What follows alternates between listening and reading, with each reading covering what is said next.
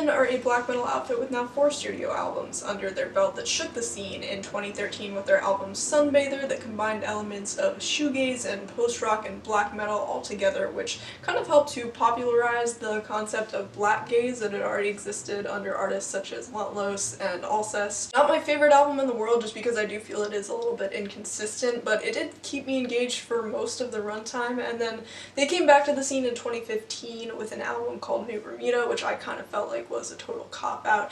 It's like the band just stripped themselves of any raw creativity they had going for them and just delivered this mediocre project that didn't really display any of their strengths. And this album does follow Deafheaven's typical post-rock and black metal sound, but with a few added elements such as a spoken word passage, you've got the Chelsea Wolfe collaboration, some shimmering, slower paced guitar passages, and some use of piano. This is by far Deafheaven's tamest release, which is kind of funny coming from a group that was already like the black metal group for people who didn't really listen to black metal. Not that that's a bad thing by any means, it's just worth taking note of. You Without End I think is a gorgeous opening track. It's got this like spoken word passage and piano, and lyrically it seems to be talking about like the moment where pain melts away and everything that was weighing you down is kind of just lifted off and you're free. This is a really vivid song. I feel like it can really feel everything that it's trying to do, and I love how in the progression it erupts back into the black metal parts so flawlessly. That transitions very well into Honeycomb with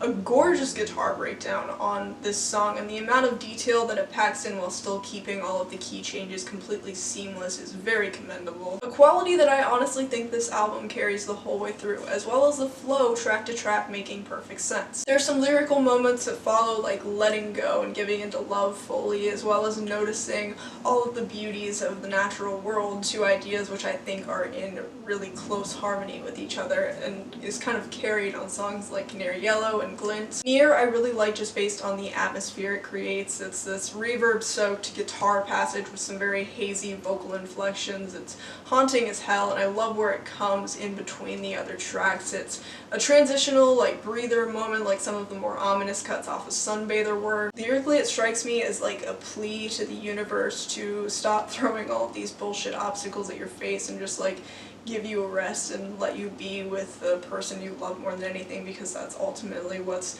always in the back of your head, and I think that's a very human thing to go through or want. And I love the fact that instrumentally this song doesn't feel like it's trying to do too much either. It very much goes along with that idea. My only problem with this song is I feel like it could have been a little bit shorter, maybe like 3 minutes would have been more effective than 5, because I feel like I get the point by that time. Here are my issues with this album though, because they do exist. I'm not doubting the legitimacy of how expansive the progressions are, and I do feel like there's a greater quantity of just raw ideas on this thing than there were on New Bermuda, but at the end of the day a lot of what's happening instrumentally does feel kind of stale and overdone, especially on songs like Canary Yellow and Glint and Worthless Animal, and that's not to say that those songs don't have moments that impress me. It's just that I feel like I've heard a lot of this done before already in post-rock, and it just doesn't feel fresh anymore. And there's also the fact that a lot of these songs kind of follow a little too similar a formula for these very gargantuan and expansive moments to have the impact that they should. And emotionally, these songs also do feel a little bit hollow. Like,